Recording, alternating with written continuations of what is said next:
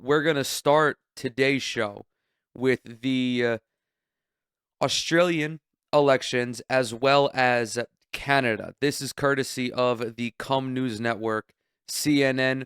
First Canada, now Australia. Conservatives fear the Trump slump is spreading. Now, this was published after the Canadian elections, but before the outcome, before the outcome of the Australian elections. As you guys are probably well aware, Mark Carney was elected as the Prime Minister of Canada. Liberal Mark Carney, who rose to prominence after the resignation of Justin Trudeau, but also after Trump re-entered the White House and began treating Canada as though they were a lesser state. You know, the whole tariff situation with our biggest trading partner, one of our three biggest trading partners, the constant pestering about Canada becoming the 51st state. It invoked a lot of Canadian nationalism, I would say,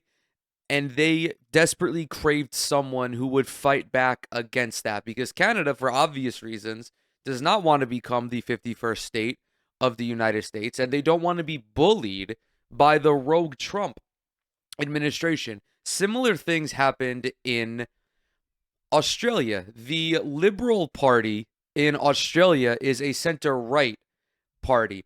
They recently lost against the center-left Labour Party for many of the same reasons. However, the opposition party leader, his name's Peter Dutton, as you can see on the screen, basically ripped the Trump playbook set by set, line for line, bar for bar, and the Australian electorate was like, nah, mate, we're not going to have this, yeah? We're not going to have these fucking cunts in office. I don't want this fucking Donald Trump cunt in the office taking away my universal health care. He doesn't even know what the price of eggs are.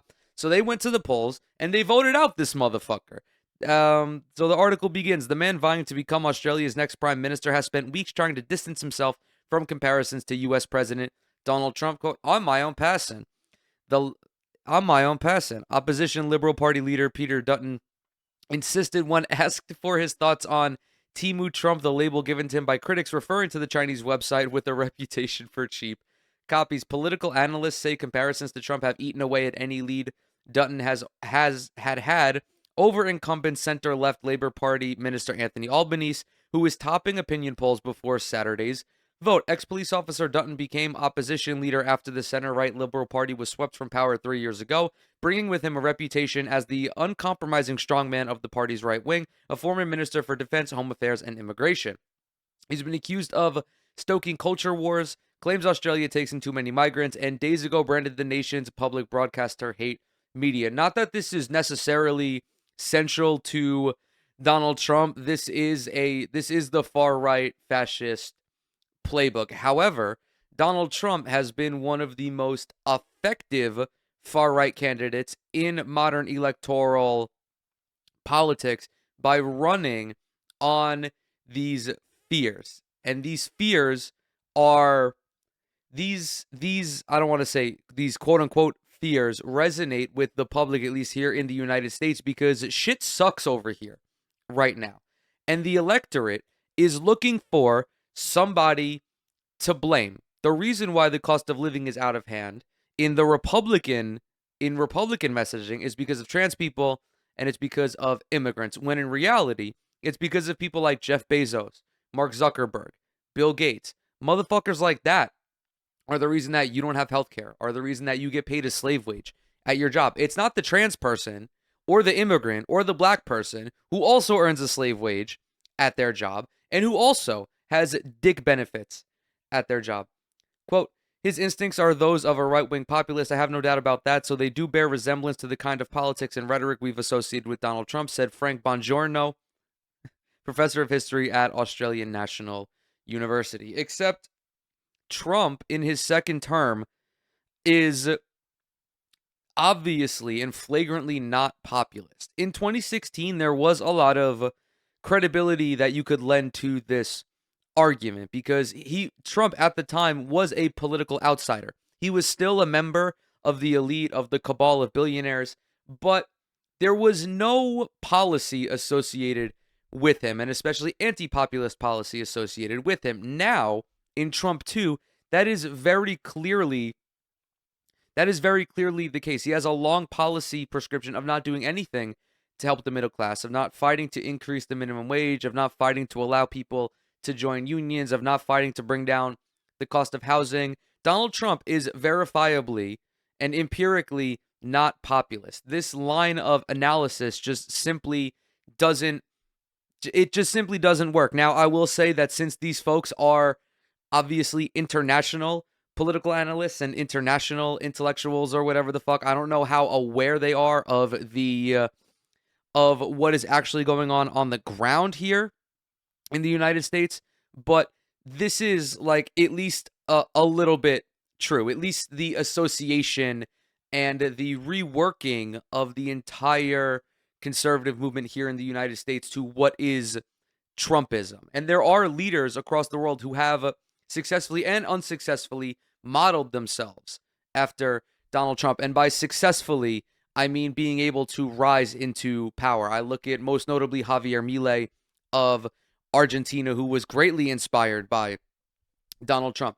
The Trumpian strategy appears to have been encouraged by senior party members and Australia's richest woman, mining magnate Gina Rinehart, who attended the U.S. president's inauguration and backs his drill, baby drill mantra, according to reports from 2024. But what sounded like a vote winner backfired when the U.S. president announced global tariffs, turning a prospective Trump bump into a Trump slump, something Canada's conservatives also experienced this week when they failed to win the national election. We saw this here in the United States as well, not even recently. Back in the 2022 midterms, all of Donald Trump's hand-picked candidates at major state and local elections floundered miserably. You look at Doug Mastriano, you look at Kari Lake, people like that who were doing their best to imitate Trumpism failed at the polls because it is very much the same as what happened to Kamala Harris in 2024.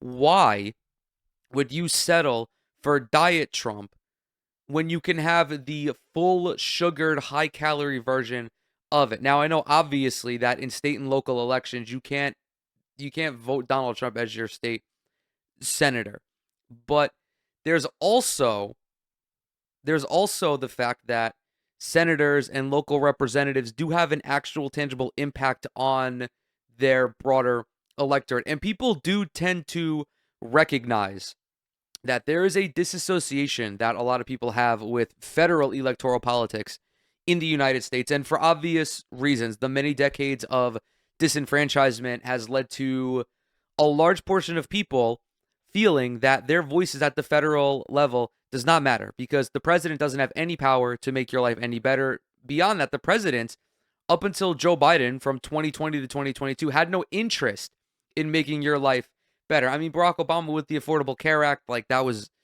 fine, but ultimately it didn't go far enough because since Ronald Reagan, every presidential candidate has worked at the behest of capital. They are all staunch neoliberals who only care about enriching the corporate donors and the mega wealthy who contribute to their campaigns. That is maybe not less prominent in local elections, because if you look at the New York City mayor's race, for example, Andrew Cuomo has garnered millions of dollars, but that corruption is much more transparent because you have candidates like Zoran Mamdani who don't take money from large corporate interests and PACs. And people see that and they resonate with that. And it leads them to believe, rightfully so, that this person is more connected to the everyday individual.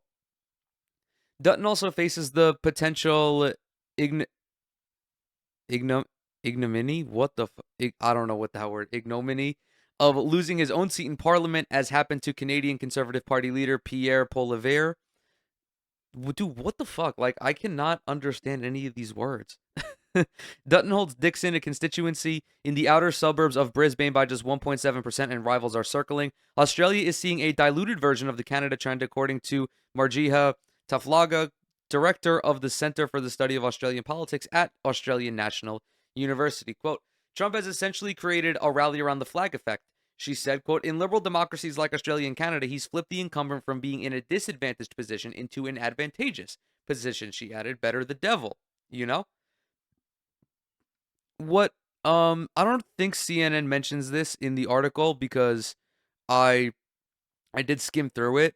But what also played a factor was apparently Peter Dutton ran an absolutely disastrous campaign. He went on like one of the first major debates and was unaware of what the current price of eggs was. He guessed it was like $420 Australian when it was actually more around 850. That turns a lot of people off because again, you have this seemingly rich asshole who doesn't understand what people are actually going through. We do have further evidence that we'll get to in these upcoming paragraphs that he wanted to do literally the same thing that Donald Trump was doing. He wanted to cut tens of thousands of federal jobs. He wanted to end the work from home. He wanted to end the work from home mandates. He was going after quote unquote woke agendas in school. People do not fuck with that. And especially now that the United States has been the fucking guinea pig for every other liberal democracy, the residents of these liberal democracies, all of these liberal democracies, by the way, operate within the sphere of influence of the United States and Western Europe. They're looking at this and they're like, huh, maybe far-right politics are bad. Maybe authoritarianism, much like we learned in World War II, is actually not a good thing. Maybe these far-right lunatics don't actually have my best interests at heart, and they're just saying these hateful things to compel me to vote for them. We will also touch on the differences in the Australian electoral system because I do believe that those play a role as well. The most blatant grab for Trump supporters comes from mining billionaire Clive Palmer of Titanic 2 fame, who launched Trump-inspired party, the Trumpet of Patriots, vowing to, quote, end the two-party duopoly and make Australia great. For the most part, Australian elections are a competition between Dutton's Liberal Party and Albanese's Labour Party. Compulsory voting and a preference system that redistributes votes cast for candidates that fall out of the race mean both parties focus on securing the maximum middle ground. This is the most verbose way to say ranked choice voting because that's effectively what this is. Now, obviously, CNN, I'm not surprised that they're not mentioning this specifically, but yes, Australia has ranked choice voting, which means that you go down the line. I think they have 8 candidates that you can vote for in a given election. You order those candidates as you please. If one of your candidates is eliminated, like if your top candidate is eliminated, your vote goes to the second place candidate. So let's say in the United States, for example, Alaska has ranked choice voting, by the way. If I vote for Kamala Harris, actually, no, if I vote for Bernie Sanders first in ranked choice voting, and then AOC second in ranked choice voting, if Bernie gets eliminated, my vote then goes to AOC. It's a way to ensure that people feel that they are appropriately represented. It allows for a wider array of ideologies to be present. New York City has ranked choice voting as well. If we were going to apply this, the same analysis, I would put Zoran Mamdani at number 1. I would put Jessica Ramos at number 2. And I would put one of the fucking other centrist billionaires at number 3, right? Just hypothetically speaking. If Mamdani gets eliminated, my vote goes to Jessica Ramos. And I'm okay with that because although Zoran Mamdani would be my ideal candidate, Jessica Ramos is still left-leaning enough for me to be confident in voting for her. Compulsory voting is another aspect of this argument. In Australia, everybody has to vote. If you don't vote, you have to provide a reason why. You basically have to give the government like a doctor's note as to why you didn't vote. Like, oh, I was in the hospital. I had to go take care of my mother. She fell down the stairs. Something like that. If you don't, you get fined. It's like $170 US, which isn't a lot, but it's enough. Like, most people don't have like $170 laying around. It's the same reason why you don't fucking blow by a school bus when they put the stop signs out, because here in the States, that's like $150 ticket at least where I live. Australia, I think, generates around like 90% voter turnout, give or take. There's typically anywhere, I think they said like 5 to 8% of people don't show up. Compare that to the United States, where we barely get 60% voter turnout. At least what we see in the United States, the more people that turn out to vote, the more likely it is for the Democratic candidate to win, largely due to the fact that Republican policies are deeply unpopular. The main issue of this election has been the cost of living crisis, and both major parties have promised to help lower household bills with an array of tax cuts and handouts. In a program redolent of Trump's early moves since returning to the White House, Dutton promised 41,000 federal job cuts, an end to work from home privileges, and an overhaul of woke school agendas, some of which he's had to roll back. He also appointed a shadow minister for government efficiency who told a recent rally the Liberal Party would, quote, make Australia great again. Dude, a comment she later said she didn't realize she'd made. No, you did that on purpose. Anyone who says these four words together in a row is doing it on purpose. You don't just accidentally say that. As recently as January, the Liberal leader was on a path to victory, according to Simon Jackman, an honorary professor at the University of Sydney and former CEO of its U.S. Studies Center. Quote, then comes along Donald Trump, and the election just pivoted. Australians take an avid interest in U.S. politics, so they were watching when the big U.S. pharmaceutical companies complained that the Australian government subsidy program was undervaluing U.S. medicines, as U.S. trade advisor Peter Navarro warned that Australian aluminum exports were killing America's aluminum markets, and when Democrat Senator Mark Warner demanded to know why Australia, quote, an incredibly important national security partner, had been whacked with a 10% tariff. These countries, our allies, feel as though they are being bullied by the United States, and you can't fault them for feeling that way. I mean, these are actions that directly impact these countries. We've seen it with Canada. We've seen it with Mexico. We've seen it with Australia. We've seen it with European countries. We've seen it with the United Kingdom. They are turned off by the Trump administration's blatant dismissal of all of the years of agreements and treaties between these two parties. But it was the post-tariff selling on international markets that really caught their attention, and older voters watched in horror as their retirement savings tracked south. Yeah, a global recession is incoming, and a global recession is incoming because of the voluntary incompetence of Donald Trump. This recession is not a failure of capitalism that nobody could have foreseen. This is directly the result of the Trump administration and their policies.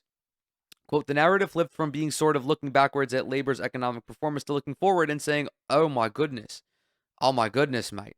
The world is very different and dangerous and insecure, and our closest ally and strategic partner is saying all these horrible things about us. I thought the Americans liked us. What's going on? This is very real. You cannot convince someone to change their perception of reality. Whatever they perceive to be true is true. In some instances, that's bad. Like when we get into postmodernist territory and people just flat lying, that's bad. But in an instance like this, how are you going to fault anyone who lives in Australia for feeling betrayed by the United States? You can't. This is a very real feeling that they're experiencing. The Trump backlash presented an issue for Dutton. So, in mid-April, when asked by the moderator during a leaders' debate if he trusted the U.S. president, he seemed keen to put some distance between them. I don't know Donald Trump. I've never met him, he said. During the last election in 2022, China was seen as a bigger issue. Relations had suffered under the previous Liberal Party leader Scott Morrison, who led a coalition government with the National Party and suggested China be investigated for its role in the spread of the COVID pandemic. In response, China slapped tariffs on key Australian exports. While Labor touted its desire to improve relations, the Liberal Party talked up China's military threat and subsequently lost the vote of Chinese Australians. Oh, wow. Anti-Chinese propaganda from a right-wing political party? Who could have foreseen that coming? So, in this election, Despite the unprecedented circumnavigation by Chinese warships of Australia in February and March, complete with unannounced live fire drills, discussions of China's threat to Australia's national security has been relatively subdued.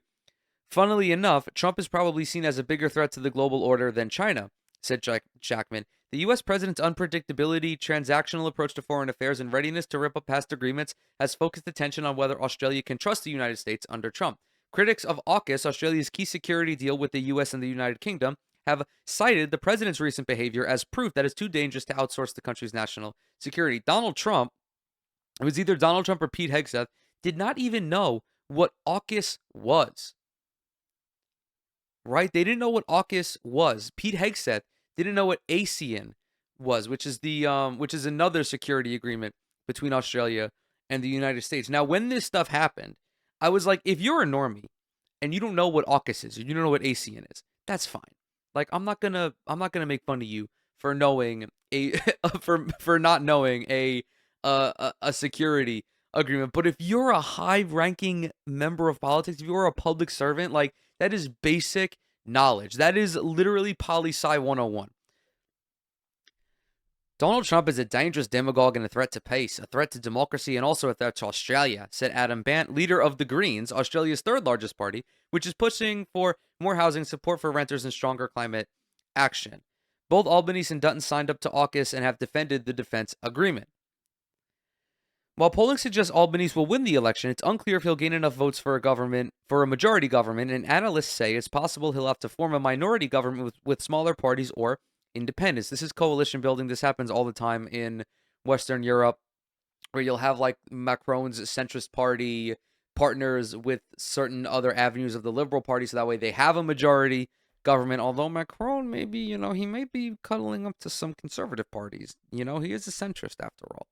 This year, for the first time, millennials and Gen Z voters will outnumber older demographics, and they're expected to cast a more progressive anti-establishment vote that could cost Labor seats. Young renters who earn more than their parents but cannot afford to buy the house they grew up in have little reason to preserve the existing political order and appear happy to roll the dice on a minority government. Sean Radcliffe, a political scientist from research firm Accent Research, told the National Press Club last week. Bongiorno from the Australian National University says that if Dutton loses, he can't blame the loss entirely on Trump. The Liberal campaign was ill-prepared and relied on voters being angry enough with the Labor to want change. So in short, they presented the voters a nothing burger. If you're vying for political office, you have to compel voters to come out and vote for you. You have to look these young people in the face and say, the situation sucks. Life looks bleak at times. I understand that. And I'm going to work as best as I can to improve these conditions. I will work to bring down the cost of housing, whether that be subsidizing down payments or putting caps on rent, stuff like that, stuff that the Green Party talked about, and stuff that left-wing political parties in the United States talk about. You can mention like windfall profits taxes on groceries. You can mention higher wages, stuff like that will force young people to vote for you, and also allow them to lean on the anti-establishmentism that they have. Because when you are like a far leftist, when you are a leftist or you far left, you are inherently anti-establishment, because you are preaching for things that the current government and the current political structure looks to uphold. That varies country by country, but when you live in a capitalist nation, a lot of the ills that you experience, whether you live in Australia or the UK or the United States, are the same, because the economic circumstances are the same. It hasn't been a disastrous government, and I think it'll probably be a mistake for the coalition to imagine that it could simply wait around and watch it fall over, Bongiorno said. As for Dutton's challenge in Dixon, a seat that he's held for more than 20 years, Bongiorno said the demographics of the area seem to be changing, and that may steer voters towards Labor's Ali France or progressive independent Ellie Smith. Quote, I suspect he'll hold on. The last of 18 million registered voters are expected to go to the polls on Saturday after a record turnout at early voting. Senator Jackman said that he didn't get the feeling people were voting with gusto to remove the government as they did 3 years ago to oust Morrison. Sometimes it signals, quote, oh, I can't wait to get rid of this government, Jackman said.